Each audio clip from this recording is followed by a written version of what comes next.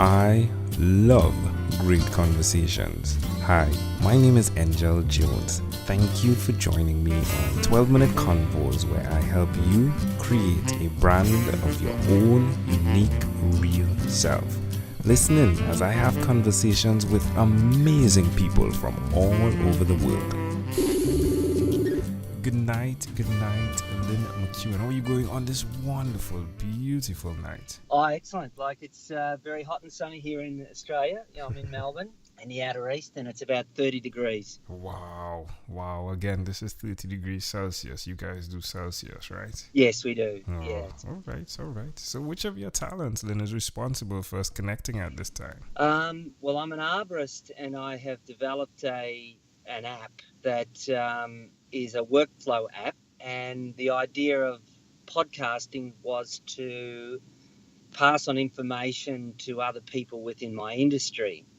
So being an arborist, that's someone who looks after trees, I do a weekly podcast offering good business advice to other tree companies so that they can improve the way they do things and hopefully through reciprocity have the ability to get people to eventually look at my app as a possibility to use in their business.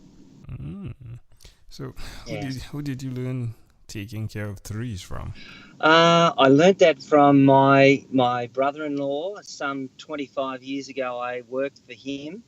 And eventually, after I gained the knowledge, I started working for myself. So for the last 25 years, I've been worked for myself and now have a company of about 10, 11 staff. Wow. How exciting is that? Small beginnings, right? Yeah, small beginnings. Yeah, it was just me on my own and then me and one other, and then it's just grown over time. And yeah, it's a rewarding industry and it's very, very interesting. You never have 2 days the same. So there's no boredom in what we do, for sure. Where did the idea to do the podcast, where did that come from? Well, that came from, I had been to some business coaching and I met a fellow there who was promoting podcasting as a tool for your business. So it was through his introduction to the idea that I took it up, and I actually really enjoy it, the ability to speak to experts in their field and learning as much from them as having a conversation and then sharing that knowledge. It's fun and it's enjoyable. And what about the tree cutting part of what you do? How was that? I mean, it's the first time I'm hearing about something so niched on a podcast, if that is possible. Well, something definitely niched, yeah. Yes, yeah. Yeah, so how's been... Sure, go ahead. Sorry, yeah, no, it's a very big industry. Arboriculture is very big in Australia, in America, in Canada, in England, Hong Kong, where there's been, I suppose, British colonisation and influence to some degree, but not saying that that's the reason why. But it is something that is taught here as a career path. You actually do a 2.5-year course at university, and you can go on, you can become a consulting arborist, you can become a specialist in pest and disease, you can become just a very, very good climber of trees and earn very good money and travel the world and have it all paid for because of your skill is in high demand. Wow. Now, have you heard of any podcasts that speak about arboriculture? There's only one or two other. The International Society of Arboriculture do one, and there's a young fellow in the UK that does one, but it's a bit more of a chat, whereas mine is focused on more the business owner and relevant information for businesses to improve their process. And the idea of the app aspect of it, is that something that you've done, or did you come up with the idea and then initiated it? I came up with the idea and then initiated it and had someone build it for me here in Australia. Wonderful. And now that it's been built, I have some offshore people that maintain it as the new versions of the iOS and bugs and things enter the system. I need their help constantly to fix ongoing problems that come with anything associated with an app. Yeah. Wow, how amazing is that? Yeah. Well done, Len. Wow. Thank you. That is fascinating. Well, tell me, Len, one other thing that you've done consistently over the last 3 years. Well, consistently, I suppose it's just trying to streamline systems and have good communication with the staff. I've actually had them profiled to try and understand what makes them tick in terms of how to incentivize people, how to communicate better. It's important to me that coming from a sporting background that people understand being part of a team, because we all achieve together, not as individuals, and we all need each other to sort of earn, in our case, an Aussie dollar. And without that capacity of teamwork, well, the whole thing just can fall over, and you've got problems with trying to everyone get fed at the end of the day. If the workflow doesn't flow without too many problems, you can have issues with clients and with getting the work done to a high standard that you set. You want people happy at the end of the day, because people are our lifeblood, and as long as we communicate well, we deliver what we say we will, and we follow up making sure that they are happy at the end of it, we've got a pretty good process in place.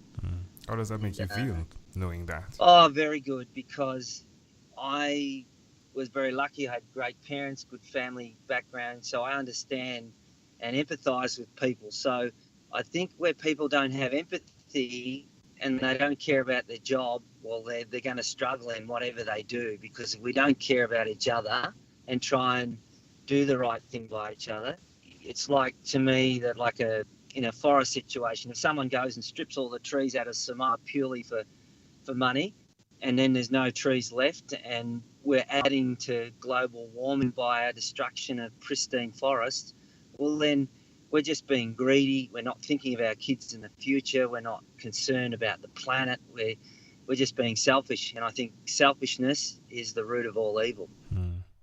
Love it. All right, Len. Well, again, amazing audience. We are live with Len McKeown, and again, he is the podcast host of Business Tree Headquarters. TreeHQ. Yeah, HQ. Yeah. Business Tree HQ. Well, Len, let's switch gears for a moment now. Let me invite you into my time machine that is surrounded with beautiful, warm, blue Caribbean water. Len, what is your earliest childhood memory? Earliest childhood memory would be probably as a 6-year-old playing on the street at my birthday party. On the street? How come the street? Yeah, on the street. Oh, well, see, I'm 58, born in 1959, and like as a baby boomer, all the kids played on the street. Like there was no... It was safe. Yeah, would say. Well, you didn't have that fear that there's out there today, and yeah, there was a lot of... We would just get yelled at to come in for dinner, and the rest of the time you'd be outside playing. So you're like 6 years old. Why do you think this memory is so clear? I think it was probably just because it was a happy occasion, the celebration of a birthday surrounded by friends, and just doing something with them, and just being on a high, I suppose. It's quite, all I can remember is just a grab of playing on the street. And I know I was very, very young, about 6. All right. If we fast forwarded to when you were 12 years old, what was your favorite song? Favorite song was a song by Billy Thorpe. Most people, think that I'm crazy. Brilliant song. It just stuck in my head the whole year I was in my final school year of primary school. That song was just a standout. It was just Billy Thorpe. Yeah, fantastic. Well, then I can see you on top of a tree and someone saying, I think that guy is crazy. Most definitely. Yeah. Well, then we've arrived at our destination, but before we get off of this time machine, there's a small declaration form. So it's yes or no, possibly a bit more. We're going to move pretty quickly here. Are you ready, Len? Yep, no problem. Len, have you chosen someone to pass on your skills to? Yes, I have. Are you married? I am. Do I you have have 3 children? children. Oh, 3 children. Wow, Yep. boys and girls? Girl, boy, girl. All right. Do you believe in God? I believe in something created this. I'm a bit concerned about religion and the way that people interpret it to suit their needs. The religion that I follow is treat people how you'd like to be treated, care about them, and be respectful. I did come from a religious background, but I'm a bit disillusioned with religion in general. Do you have an inner circle of friends? Yes, I do. All from various backgrounds. They're all tradespeople, good friends. Oh, no, various backgrounds, to be honest, yes. Do you watch TV, Len, for more than 3 hours a day? At times, spasmodically. Sometimes I do, sometimes I don't. It's not consistently. And what about 3 screen hours a day. time? No. The phone and or the computer, is it more than 8 or less than 8 hours a day? It'd be less than 8 hours. Yeah, Alright, I'm not a alright. big fan of the mobile phone. It's a necessity, not a need. Lynn, if you had to share with us a statement that sums up who you are, what would you say that is? Your own unique real statement. My unique statement would be the value in people is in all of us. The fact that we all have an opportunity to consider other people's, to respect them and to care, because if we all respected each other and we didn't focus on what's wrong with the world and looked at how we can do something positive for each other, the world would be a hell of a lot more a happier place. Lynn, my friend, this has been a great pleasure. Before you leave, is there anything else you'd like to share with our amazing audience? I'd just like to thank you, Engel, for the opportunity to have a few words and share a few thoughts. And certainly if there's any people that are interested in an app that can help their business, I've got something for arborists around the world that can help them improve the way they do things, I suppose. It just streamlines the processes within their business, and it just means everybody wins. You win, the client wins, and ultimately, if we give good advice and care, everybody wins, and that's the end, the whole point of it. I love it. Len McKeown, my friend, thank you for being on What is Inspired by 12-Minute Convos with Angel Jones. Thank you so much, Angel. Thank you for being on 12-Minute Convos with Angel Jones. Stay tuned for more from our advertisers. Diabetes is a mountain pandemic. It's a disease that's not acute but chronic.